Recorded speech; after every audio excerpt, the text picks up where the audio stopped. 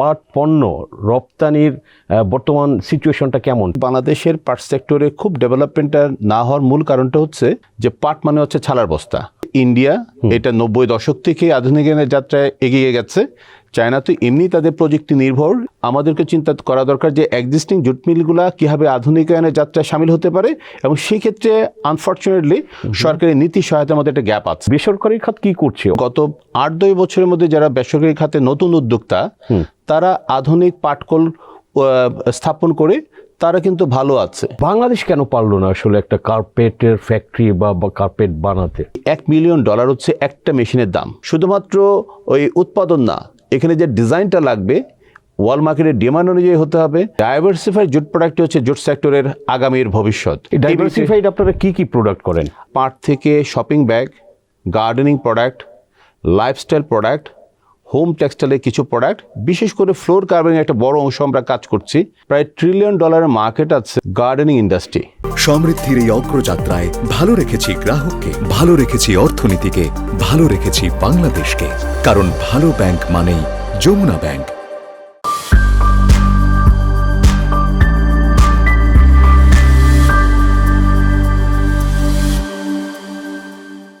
প্রিয় দর্শক, Jamuna bank presents TVS corporate টক্সে আপনাদের সবাইকে স্বাগত জানাচ্ছি। আমি সাজ্জাদুর রহমান। দর্শক, আমাদের এই শোতে আমরা বিভিন্ন সেক্টর নিয়ে আলোচনা করে থাকি। আজকে আমরা যে বহুমুখী পাট পণ্যের রপ্তানি, তো এটা আসলে বাংলাদেশ তো পৃথিবীতে পাট উৎপাদনকারী দেশের মধ্যে অন্যতম। তো এখানে আসলে এই সেক্টরে আমাদের যে একটা র মেটেরিয়ালস আছে, তো সেটা ব্যবহার করে কি ধরনের পণ্য আসলে আমরা এক্সপোর্ট করছি, সামনে কি সম্ভাবনা আছে, এবং পৃথিবীতে মার্কেটগুলোর আসলে চাহিদা কেমন, এবং এটা আসলে কি করলে আরও বাড়তে পারে, আমরা এগুলো নিয়ে আলোচনা করব আজকে।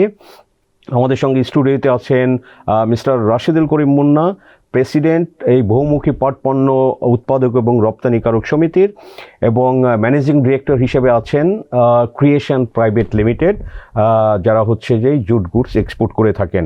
সো মুন্না ভাই, স্বাগতম আপনাকে টিভিএসে। ধন্যবাদ আপনাকে আমাকে আমন্ত্রণ জানানোর জন্য। তো শুরুতেই যদি বলি যে আপনাদের আসলে এই যে পাট পণ্য রপ্তানির বর্তমান সিচুয়েশনটা কেমন, ট্রেন্ডটা কেমন, কি বলছে? আমরা দেখছি পৃথিবীতে এখন যে নতুন ডাইমেনশনটা তৈরি হচ্ছে, ন্যাচারাল প্রোডাক্ট বা সাস্টেনেবল প্রোডাক্ট, এই জায়গাতে হচ্ছে পৃথিবীর অন্যান্য প্রতিযোগী দেশগুলো যে কাজটা করছে, তারা যে কাস্টমার বা কনজিউমার মার্কেটে এই ফিনিশ প্রোডাক্টটা নিয়ে যাওয়ার যেই উদ্যোগ, এবং সেটা একটা সফলতা এসেছে। আমরা দেখেছি ইউএনএ একটা রিপোর্টে natural base any kind of product বা রিসাইক্লিং প্রোডাক্টের একটা গ্রোথ বাড়ছে, প্রতি বছরই 2-3% বাড়ছে। সেই জায়গাতে বাংলাদেশের পাট সেক্টরে খুব ডেভেলপমেন্টটা না হওয়ার মূল কারণটা হচ্ছে একটা পারসেপশন হচ্ছে ইন জেনারেল যে পাট মানে হচ্ছে ছালার বস্তা। আচ্ছা, এটা 50 বছর আগে ডিমান্ড ছিল। 80 দশকে যখন পলিথিন মার্কেট দখল করে নেয়, সেই জায়গাতে কিন্তু আমাদের প্রতিযোগী দেশগুলা এই বিকল্প পথে হেঁটেছে।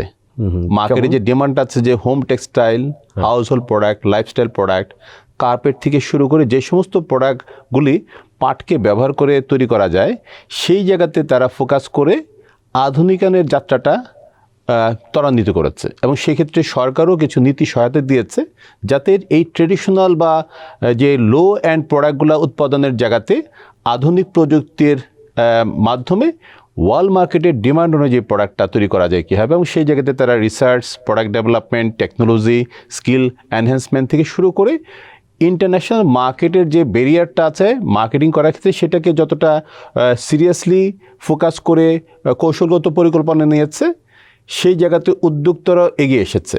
এটা কোন কোন দেশ এই ধরনের? এইটা আমাদের দেখা গেছে যে ইন্ডিয়া এটা 90 দশক থেকে আধুনিকায়নের যাত্রায় এগিয়ে গেছে। চায়না তো এমনি তাদের প্রযুক্তি নির্ভর ইন্ডাস্ট্রি, সেখানে তারা আমাদের পাট বা আমাদের ইয়ার্ন বা আমাদের ফ্যাব্রিকটা ব্যবহার করে ওয়ার্ল্ড মার্কেটে যে কনজিউমার প্রোডাক্ট আছে, সেক্ষেত্রে তারা একটা ভ্যারাইটি এনেছে, একটা হিউজ ভ্যারাইটি নিয়ে আসছে, এবং সেখানে তারা হচ্ছে ওই ওয়ার্ল্ড মার্কেটে ট্রেন্ড বা ফ্যাশন বা ডিজাইন বা কাস্টমারের যে ডিমান্ডগুলো আছে, সেটাকে মাথায় রেখে তারা ওই উদ্যোগ বা শিল্পটাকে বিকশিত করেছে। চায়নাতে কি আপনার পাট হয়? চায়নাতে পাট হয় না, কেনাফ নামে আরেকটা ক্যাটাগরির পাট হয়, যেটা উন্নত মানের প্রোডাক্টের জন্য বাংলাদেশ থেকে তার প্রচুর পরিমাণ ইয়ার্ন নেয়। আগে হচ্ছে জুটটা নিত, এবং তারা ইয়ার্ন থেকে তারা এখন হচ্ছে ভ্যারাইটি অফ ফ্যাব্রিক বা র মেটেরিয়ালস তৈরি করে সেখান থেকে আবার ফাইনাল প্রোডাক্টটা তৈরি করছে।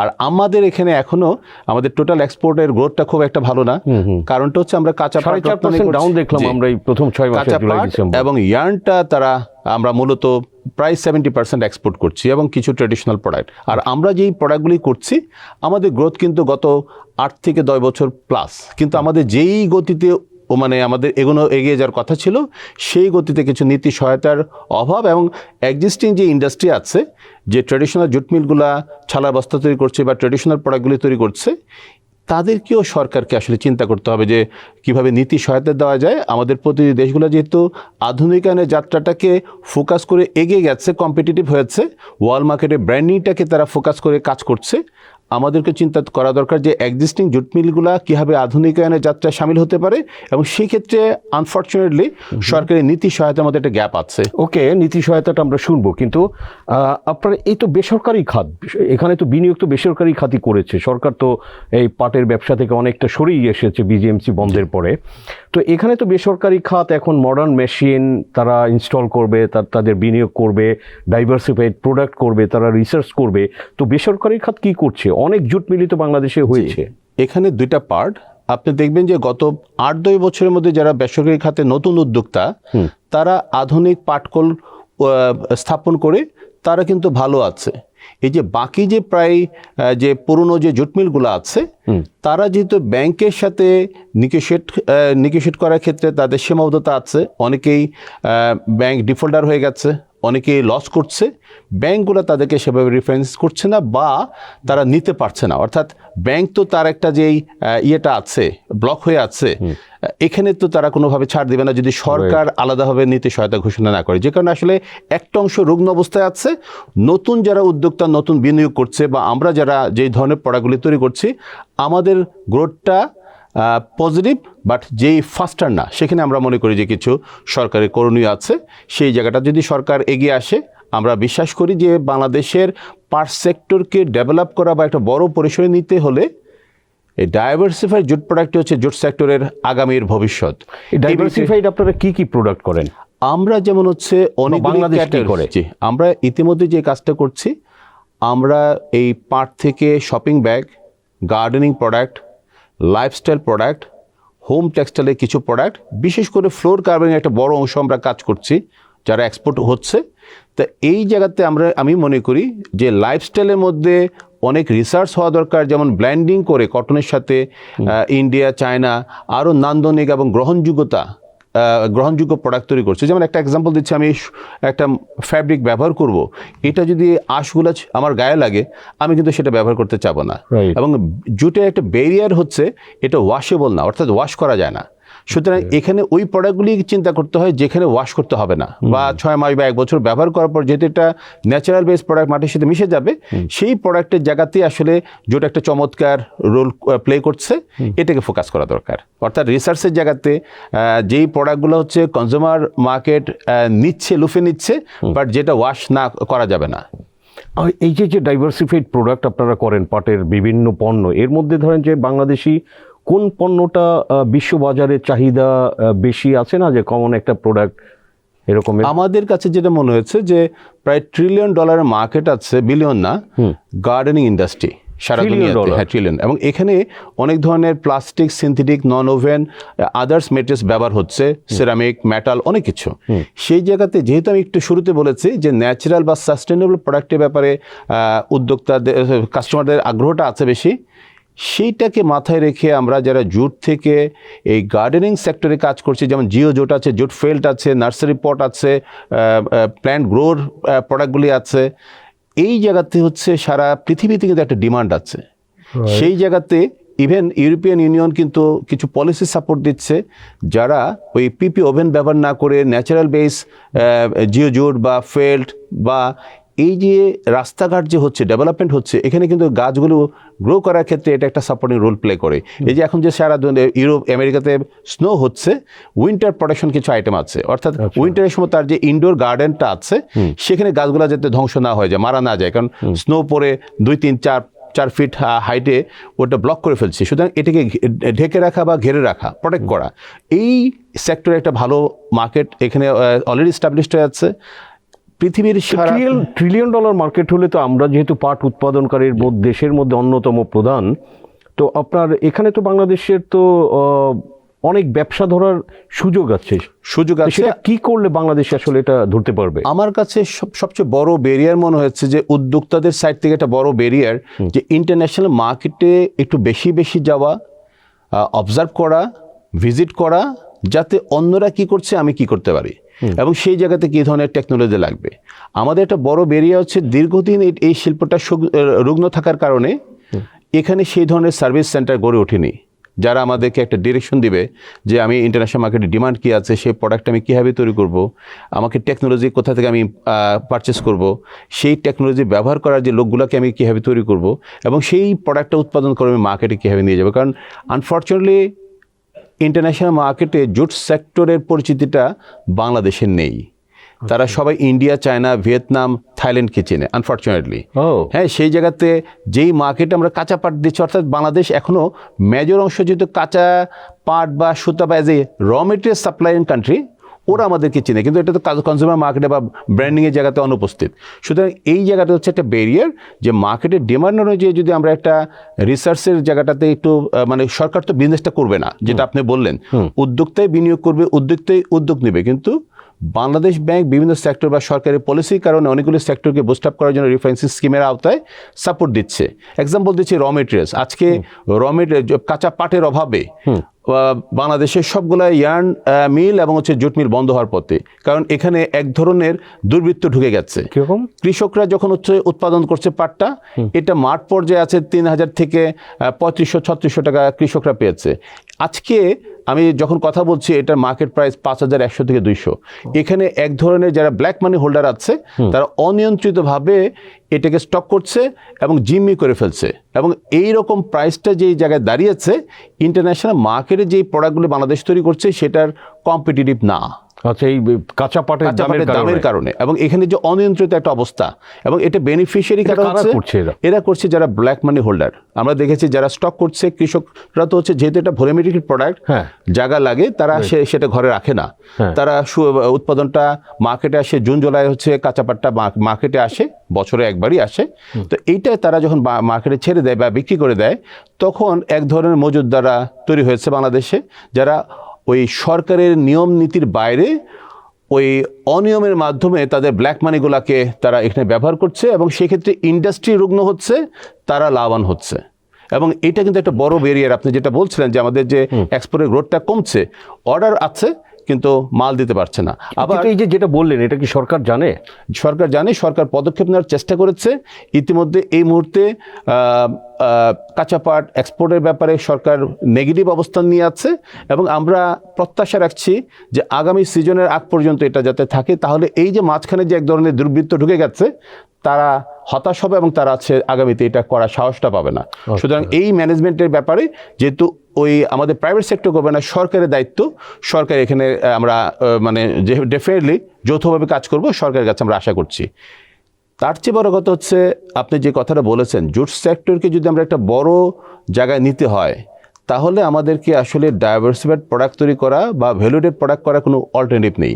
আমরা কাঁচা পাট রপ্তানি করলে হয়তো $900 থেকে $1,000 পাচ্ছি, আমরা ট্রেডিশনাল প্রোডাক্ট তৈরি করলে সেটা হয়তো $1,500 থেকে $2,800 পাচ্ছি। আমরা যদি ইয়ার্ন এক্সপোর্ট করি, আমরা প্রতি টন থেকে 2,000 বা 2,000+ আমরা ডলার পাচ্ছি। আমরা ভ্যালুডেড প্রোডাক্ট যেটা কথা বলছি, সেটা $3,500 থেকে প্রায় $10,000 প্রতি টন থেকে পাওয়া যাচ্ছে। সুতরাং আমাদের 4 থেকে 10 গুণ।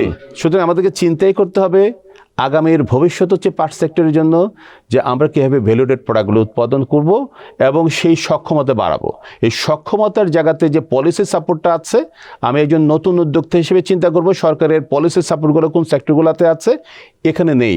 যেমন আজকে গার্মেন্টস সেক্টর যে একটা বড় স্কেলে আসছে, এটাতে কিন্তু একটা স্টাডি হওয়া দরকার যে সরকার কি ধরনের নীতি সহায়তাগুলো দীর্ঘদিন দিয়েছে।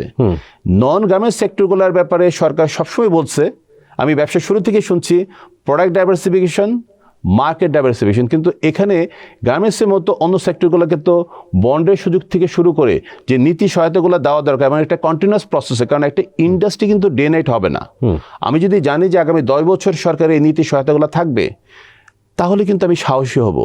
আমি যখন হচ্ছে ব্যাংকের কাছে টাকা চাবো, যদি আমি দেখি যে কৃষি নীতি সহায়তা ধরেন যে আপনাদের তো ক্যাশ ইনসেন্টিভ দিচ্ছে 10%, তো আর কি নীতি সহায়তা চান? এখানে যেমন হচ্ছে মূলধনের একটা বড় ঘাটতি আছে, যে বাংলাদেশ ব্যাংক উদাহরণ দিচ্ছে কৃষি প্রক্রিয়াজাত পণ্য বা আইটি বা কয়েকটা সেক্টরকে পটেনশিয়াল সেক্টর হিসেবে চিহ্নিত করে তাদেরকে কিন্তু স্বল্প সুদে ঋণ দিচ্ছে, কিন্তু জুট সেক্টরকে কিন্তু সেই আওতায় আনা হয়। গ্রিন ফাইন্যান্সের মধ্যে আপনারা নাই? জি, আমরা নাই। তো সুতরাং এই জায়গাতে সরকারকে চিন্তা করতে হবে যে নতুন উদ্যোক্তাদেরকে কিভাবে বড় বিনিয়োগ করা যেতে পারে। পুরনো যারা উদ্যোগ আছে, ফ্যাসিলিটি আছে, যেহেতু ল্যান্ড একটা বড় ইস্যু এই মুহূর্তে, তাদের ল্যান্ড আছে, তাদের মেশিনগুলো কাজ করছে না বা বর্তমান মার্কেটের হচ্ছে ডিমান্ড অনুযায়ী না, সুতরাং এখানে মানে নতুনভাবে ইনভেস্টমেন্ট করতে হবে। সেক্ষেত্রে সরকারের নীতি সহায়তাগুলো ব্যাংকিংয়ে যে জটিলতা আছে এটা উত্তরণ করে কীভাবে করা যায়। এবং তার চেয়ে বড় কথা হচ্ছে যে ওয়ার্ল্ড মার্কেটে যে ডিমান্ডটা আছে, আমরা দেখছি যে গাড়ির যে ইন্টেরিয়র পার্টটা সেটা কিন্তু জুট সহ ন্যাচারাল ফাইবার প্রায় 1 লক্ষ টন ব্যবহার হয় বছরে। সেই জায়গাতে বাংলাদেশ থেকে এই কাটিংটা যাচ্ছে, আমরা সেই টেকনোলজি ব্যবহার করে আমরাই কেন না কিছু নতুন চিন্তা করছি না?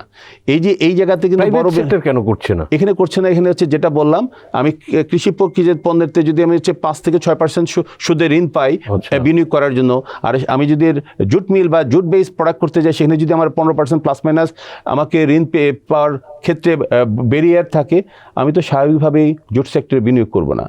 এবং এই জায়গাটা হচ্ছে যেমন টিডিএস থেকে শুরু করে আমাদের যে গভর্নমেন্টের যে জায়গাতে পলিসি সাপোর্ট আছে, আমার বক্তব্য হচ্ছে সেই পলিসি সাপোর্টগুলা জুট লেদার ছাড়া আমাদের তো নিজস্ব কোনো স্ট্রেন্থ নাই। আপনি যদি বাকি সবই তো হচ্ছে ইম্পোর্ট করে কাজ করতে হচ্ছে। সুতরাং এইটাকে একটা কম্প্রিহেনসিভ ইন্ডাস্ট্রি চিন্তা করে, যেহেতু এখানে প্রচুর কর্মসংস্থানের সুযোগটা আছে, কৃষকরা লাভবান হচ্ছে, শুধু একটা কম্প্রিহেনসিভ চিন্তা করতে হবে। আমার সবচেয়ে বড় কথা হচ্ছে প্রত্যেকটা স্তরে বীজ থেকে শুরু করে টোটাল সাপ্লাই চেনের যে ব্যারিয়ারগুলো আছে, এটাকে অ্যানালাইসিস করে যদি সরকার কিছু পদক্ষেপ নেয় এবং সেই জায়গাতে যদি আশ্বস্ত করতে পারে উদ্যোক্তাদেরকে। আমি তো বিশ্বাস করি বাংলাদেশের মানুষ দেশীয় পণ্য নিয়ে কাজ করতে চায়, পাট নিয়ে কাজ করতে চায়, বাট কি করবে এবং টোটাল সাপ্লাই চেনে যে একটা পলিসি যে ব্যারিয়ারগুলো আছে, সেটা যদি অন্যান্য প্রতিযোগী যে প্রোডাক্টগুলো আছে যে উদ্যোক্তারা বিনিয়োগ করছে, সেটাকে যদি একটা সমন্বয় করে চিন্তা করে সরকার, আমি মনে করি যে অনেক উদ্যোক্তা এগিয়ে আসবে। গত কয়েক বছর কিন্তু সেই ধরনের বেশ কিছু বড় বিনিয়োগ হয়েছে, তারা কিন্তু ভালো আছে। বাট দরকার হচ্ছে আরও রিসার্চ, প্রোডাক্ট ডেভেলপমেন্ট এবং মার্কেট লিঙ্কেজ, শুধু ফান্ড না। এই জায়গাতে একটা বড় আমাদের বলবো যে আমাদের উদ্যোক্তাদের একটা দুর্বলতা আছে। আমরা যারা সাহস করে একটু বাইরে যাচ্ছি, দেখছি, শিখছি, করার চেষ্টা করছি, এই জায়গাটাতে পারে না। কারণ আপনার এই সেক্টরে ধরেন যে পাট পণ্য যে যারা বানিয়ে থাকে, ইউজুয়ালি এরা কিন্তু ছোট, আপনার মাইক্রো বা এসএমএ, তো তাদের আসলে ধরেন ইউরোপের একটা বাজারে যাবে, তাদের সেই টাকারও সমস্যা আছে, প্লাস আসলে ভিসাও পাবে কিনা সেখানেও এক ধরনের চ্যালেঞ্জ। আপনার সাথে আমি পুরোপুরি একমত। প্রশ্নটা হচ্ছে এই ইন্টারন্যাশনাল ফেয়ারগুলোতে না যেয়েও কিন্তু বেশ কিছু প্ল্যাটফর্ম তৈরি হয়েছে যেটা অনলাইন বেসিস। হ্যাঁ, আমরা দেখেছি যে আমাজন থেকে শুরু করে অনেকগুলা প্রতিষ্ঠান আছে যারা ছোট ছোট উদ্যোক্তাদের থেকে পণ্য কিনছে। আমাদেরকে সেই ধরনের চিন্তাটা করতে হবে যে আমাদের ব্র্যান্ডিংটাকে কীভাবে পজিটিভ করা যায়। এই ধরনের পণ্য কেনার একটা বড় ব্যারিয়ার হচ্ছে কমপ্লায়েন্স সার্টিফিকেট। রাইট, ফ্যাক্টরি যদি কমপ্লায়েন্স সার্টিফিকেশন না থাকে, কমপ্লায়েন্স সার্টিফিকেট কারা দিবে? এটা হচ্ছে ইন্টারন্যাশনাল অথরিটির পক্ষে বাংলাদেশে অফিস আছে। তারা যেমন গার্মেন্টসে হচ্ছে তারা কমপ্লায়েন্স সার্টিফাইড ফ্যাক্টরি দেখতে চায়। নন গার্মেন্টস সেক্টর, জুট সেক্টর হোক, যেটাই হোক না কেন, যখনই কনজিউমার প্রোডাক্টের পণ্য কেউ তৈরি করবে, সে প্রথমে জিজ্ঞাসা করে তোমার কমপ্লায়েন্স সার্টিফিকেশন আছে কিনা। এই ক্ষেত্রে সরকারকে আমি নীতি সহায়তার জায়গাতে বলেছিলাম যেটা, এটা সরকারকে সহযোগিতা করতে হবে। যেটা রানা প্লাজার ঘটনাটা কিন্তু আজকে গার্মেন্টস সেক্টর একটা বড় স্কেলে নিয়ে আসছে কমপ্লায়েন্স সার্টিফিকেশনের আওতায় বাড়াতে। সুতরাং এই যে কমপ্লায়েন্সের ইস্যুটাকে গুরুত্ব দেওয়া দরকার। পাশাপাশি এই যে ছোট বা মাইক্রো লেভেলে যারা কাজ করছে, তাদের সাপ্লাই চেনটাকে যদি একটা আমব্রেলাতে আনা যায়, এখানে বাংলাদেশ সরকার বিশেষ করে বস্ত্র পাট মন্ত্রণালয় হচ্ছে জেডিবিসি স্থাপন করেছে। এটা জাস্ট এতদিন পরে গত বছর এটা আইনগত কাঠামোতে এসেছে এবং আমি মনে করি এই কাজটা আরও আগে হওয়া দরকার ছিল। বাট বর্তমান যেটা হয়েছে, এটাকে কীভাবে রিসার্চ, প্রোডাক্ট ডেভেলপমেন্ট, আমি আবার কথাটা বলছি, ডাইভার্সিফাইড। জি, আমরা ইন্ডিয়াতে দেখেছি যে প্রতি বছর জুট সেক্টরের জন্য রিসার্চ করার জন্য, প্রোডাক্ট ডেভেলপমেন্টের জন্য, মার্কেট লিঙ্কেজের জন্য একটা বড় বিনিয়োগ সরকার থেকে করে, শুধুমাত্র জুট সেক্টরে না, তাদের অনেকগুলো সেক্টরে যেগুলো হচ্ছে লোকাল বেস ম্যানুফ্যাকচারিং কোম্পানি আছে। আমাদের এখানে এই কাজটা হয়নি। জাস্ট গত বছর একটা আইনি কাঠামোতে এই কাজগুলি করার জন্য একটা অথরিটি ক্রিয়েট করা হয়েছে, জেডিবিসি নাম, জেডিবিসি পিএলসি। এই জায়গাতে আমি মনে করি সরকারকে একটু সচেতন হচ্ছে সুস্পষ্টভাবে কিছু পদক্ষেপ নিতে হবে, যাতে উদ্যোক্তা সৃষ্টি এবং তাদের উন্নয়নের জন্য পুরো হচ্ছে আপনি যে কথা বলেছেন ছোট ছোট উদ্যোক্তাদেরকে কীভাবে টোটাল এই এক্সপোর্টে যাওয়া যেতে পারে, এই জায়গাতে হচ্ছে যে টোটাল সাপ্লাই চেইনে কীভাবে নার্সারি করা যায়, এই বিষয়টা সরকার চিন্তা করতে হবে। আচ্ছা, জুট রিসার্চ ইনস্টিটিউটও তো একটা সরকারের আছে, আপনি যে গবেষণার কথা বললেন, তো সেখান থেকে কি কোনো ধরনের সহায়তা আপনারা পেয়ে থাকেন? ইন্টারেস্টিং হচ্ছে জুট রিসার্চ ইনস্টিটিউট হচ্ছে কৃষি মন্ত্রণালয়ের আওতায়। আচ্ছা, সেখানে জুট মিনিস্ট্রি বা আমাদের সেক্টরের সেই কোলাবোরেশনটা নেই প্রপারলি, প্রফেশনালি। সুতরাং আমাদের দরকার হচ্ছে জুট রিসার্চের মতো যে অর্গানাইজেশনটা আছে, এটা একটা জবাবদিহিতার মধ্যে আনা দরকার, যে ইন্টারন্যাশনাল মার্কেটে যে ডিমান্ড আছে সেই জায়গাতে ইন্ডাস্ট্রিকে কীভাবে তারা ব্যাকআপ দিতে পারে। আমরা দেখেছি ইন্ডাস্ট্রি এবং একাডেমির মধ্যে অন্য দেশগুলোতে কিন্তু যথেষ্ট কোলাবোরেশন আছে, এখানে একটা গ্যাপ আছে। এবং সবচেয়ে বড় কথা হচ্ছে পাট একটা কৃষি পণ্য। এখন কৃষি মন্ত্রণালয়ের যে পলিসি সাপোর্টগুলো হচ্ছে কৃষি পণ্য বা কৃষি প্রক্রিয়াজাত পণ্যের জন্য দেয়, সেই তালিকায় আজ পর্যন্ত হচ্ছে পাটটাকে অন্তর্ভুক্ত করা হয় না এই স্বাধীনতার এত বছর পরে। যেখানে আমি বলছি যে কৃষকরা ডিপ্রাইভ হচ্ছে, এখন অনেক কৃষক হচ্ছে পাট থেকে অন্য সেক্টরে চলে যাচ্ছে। সুতরাং এখানে রিসার্চের এই যে কৃষি পণ্য উৎপাদনের প্রক্রিয়াতে দুইটা পার্ট, একটা হচ্ছে বীজ থেকে শুরু করে কৃষকরা যে পাটটাকে জাগ দেবে, পাটটাকে আলাদা করবে পাটখড়ি থেকে, এই প্রসেসেও কিন্তু হচ্ছে আমাদের প্রতিটি দেশগুলো কিছু টেকনোলজি ব্যবহার করছে। এখন শুধুমাত্র সেই মান্দাতের আমলের পুরনো অ্যাপ্রোচ দিয়ে এটা হবে না এবং আগ্রহটা হারিয়ে ফেলছে। এই জায়গাতে কিছু কাজ করা দরকার। পাশাপাশি এটা কৃষি প্রক্রিয়াজাত পণ্যের তালিকা যদি অন্তর্ভুক্ত হয়, তাহলে ইন্ডাস্ট্রি হিসাবে সরকারের যে নীতি সহায়তাগুলো আছে, কৃষি পণ্যই কেন অন্তর্ভুক্ত হবে না? পাট দিয়ে বানানো একটা অন্যতম পণ্য হচ্ছে দামি পণ্য কার্পেট। আমরা দেখেছি একসময় যে বাংলাদেশ থেকে পাট নিয়ে টার্কি, ইরান এরা কার্পেট বানিয়ে সারা পৃথিবীতে এক্সপোর্ট করতো, এবং ছোট ছোট একটা কার্পেটের দামও $100, কয়েক হাজার ডলার এই ধরনের আছে। তো বাংলাদেশ কেন পারলো না আসলে একটা কার্পেটের ফ্যাক্টরি বা কার্পেট বানাতে? সরকার, আমি পার্সোনালি হচ্ছে ইটমা ফেরে গিয়েছিলাম, যেখানে কার্পেট মেশিন ডিসপ্লে করেছে ওয়ার্ল্ডের লিডিং ম্যানুফ্যাকচারিং কোম্পানিগুলো, ওখানে মেশিনগুলো নিয়ে তাদের সেই এক্সিবিশন হয়েছে। এক একটা কার্পেট মেশিন যেটা অটোমেশনে চলে গেছে, এই $1 মিলিয়ন হচ্ছে একটা মেশিনের দাম। তো এই ধরনের যে বড় বিনিয়োগ, আমাদের জুট সেক্টরের বড় ব্যারিয়ার হচ্ছে একটা বড় অংশ হচ্ছে পুরনো মেশিন নিয়ে, পুরনো জুট মিল নিয়ে রুগ্ন অবস্থায় স্টাক হয়ে আছে, বেরোতে পারছে না। আর নতুনরা যদি আসতে হয়, যে কথাটা আমি দ্বিতীয়বার বলছি, যে সরকারের নীতি সহায়তায় বিনিয়োগটা কীভাবে হতে পারে, এবং সেক্ষেত্রে ট্যাক্স ভ্যাটের যে বেনিফিটটা সরকার ইপিজেটে যদি দিতে পারে বা অন্য সেক্টরগুলো যদি দিতে পারে, এই সেক্টরকে সেটা দেওয়া দরকার। তাহলে হবে কি, উদ্যোক্তারা সাহসী হবে। এবং এটার সাথে ইম্পর্টেন্ট হচ্ছে শুধুমাত্র ওই উৎপাদন না, এখানে যে ডিজাইনটা লাগবে ওয়ার্ল্ড মার্কেটের ডিমান্ড অনুযায়ী হতে হবে। আবার এই মেশিনটা যদি টেকনিক্যালি কোনো কারণে সমস্যা হয়, ডিজাইন কি ডিফিকাল্ট? আপনার গার্মেন্টসে যেটা করে যে বায়াররা ডিজাইন দেয়, বা আপনার ধরেন যে বাইরের গ্লোবাল মার্কেট থেকে বিভিন্ন এক্সিবিশন থেকে প্রোডাক্ট নিয়ে তারপরে তারা নিজেদের মতো ডিজাইন করে, তো সেটা তো পাট পণ্যের ক্ষেত্রেও করা যেতে পারে। এখানে আপনি দেখবেন যে গার্মেন্টস সেক্টরে 100%, 99 না, 100% ডিজাইনগুলো হচ্ছে বায়ার দেয়। এই কনজিউমার প্রোডাক্টের ক্ষেত্রে কিছুটা উদ্যোক্তাদের সাইড থেকে সাপোর্ট লাগবে, কারণ আমি যদি আগে দেখাই যে আমি এই ধরনের কোয়ালিটির প্রোডাক্ট, এই ধরনের ডিজাইনের প্রোডাক্টগুলি করছি, তখন হয়তো বায়ারের সাইড থেকে কিছু কাস্টমাইজ করার সুযোগ থাকে। কিন্তু গার্মেন্টস সেক্টরের মধ্যে এখানে সরাসরি 100% ডিজাইনগুলো প্রোভাইড করা হয় না। সুতরাং এখানে আবার ডিজাইন প্রোভাইড করার জন্য কিছু কোম্পানি আছে, ইন্টারন্যাশনাল কাজ করে, রিনাউন্ড, তারা জানে মার্কেটের ট্রেন্ডটা কী, ডিজাইনটা কী। সুতরাং এখানে মূল বক্তব্যটা হচ্ছে যে এখানে ডিজাইনের ব্যাপারে আমাদেরকে ফোকাস করতে হবে, এবং ইন্টারন্যাশনাল মার্কেটে যে আমরা এই ধরনের পণ্যটা তৈরি করছি, সেই পণ্যটা ইন্টারন্যাশনাল মার্কেটে ব্র্যান্ডিং সহ আমাদের সাপ্লাই চেনে কীভাবে আমরা আমাদের একটা আস্থাশীল অবস্থা তৈরি করতে পারি, এই বিষয়টা যদি গুরুত্ব দেওয়া যায়, এবং যখন কিছু ভালো রেজাল্ট আসবে, আমরা ইতিমধ্যে দেখেছি যে অনেক ভালো ভালো উদ্যোক্তা এই চড়াই উত্তরের মধ্যে বেশ কিছু বিনিয়োগ করেছে। এই জায়গাতে জুট সেক্টরকে আরেকটা ধাপে নিয়ে যেতে হলে বড় বিনিয়োগের কোনো বিকল্প নেই। এবং এই কাজটাতে হচ্ছে আমরা দেখেছি যে ছোট ছোট যারা উদ্যোক্তা আছে তারা এই বড় উদ্যোক্তার সাথে কম্বাইন্ড হয়ে তারা যে মেটেরিয়ালসগুলো রেডি করছে সেটা তারা নিয়ে ছোট ছোট উদ্যোক্তারা তাদের পণ্য উৎপাদন করছে এবং স্থানীয় বাজারে বিক্রি করছে বা এক্সপোর্ট করছে। এইটার একটা আমি মনে করি যে চিন্তার জায়গাটা প্রসারিত করা দরকার। কারণ এই মুহূর্তে কিছু ভালো উদ্যোক্তা প্রাইভেট সেক্টর থেকে বড় বিনিয়োগ করেছে, তারা হাজার হাজার কোটি টাকা বিনিয়োগ করেছে গত জাস্ট 8-10 বছরের মধ্যে। সুতরাং এখানে বর্নিংটা দরকার, যে কাজটা কিন্তু ইন্ডিয়া করে সফল হয়েছে। ইন্ডিয়াতে যেটা হচ্ছে সরকারি পলিসিতে 5টা জুট মিলকে বিশেষভাবে সাপোর্ট দেওয়া হয়েছে, তারা কমার্শিয়ালি বিজনেস করছে, তারা যাতে ভালো কোয়ালিটির ফ্যাব্রিক, ভালো কোয়ালিটির ডাইং, লেমিনেশন, অ্যাক্সেসরিজ সহ এই ছোট ছোট উদ্যোক্তাদেরকে সাপোর্ট দিতে পারে। এবং তার মাধ্যমে কিন্তু বড় মিলগুলো লাভবান হচ্ছে, ছোট উদ্যোক্তারা লাভবান হচ্ছে। এখানে যেটা হচ্ছে একজন ছোট উদ্যোক্তাকে পুরো সাপ্লাই চেনের পুরো চ্যালেঞ্জটা নিতে হচ্ছে, যা অনেক ক্ষেত্রে তারা পারছে না, হারিয়ে যাচ্ছে, ফ্রাস্ট্রেটেড হচ্ছে। সুতরাং এই জায়গাতে উইন উইন সিচুয়েশনে একটা ডিফারেন্ট ডিজাইন ক্রিয়েট করতে হবে এবং সেই আগ্রহটা বড় উদ্যোক্তা যারা আছে তাদের থেকেও থাকতে হবে, ছোট উদ্যোক্তাদের মধ্যে আনতে হবে।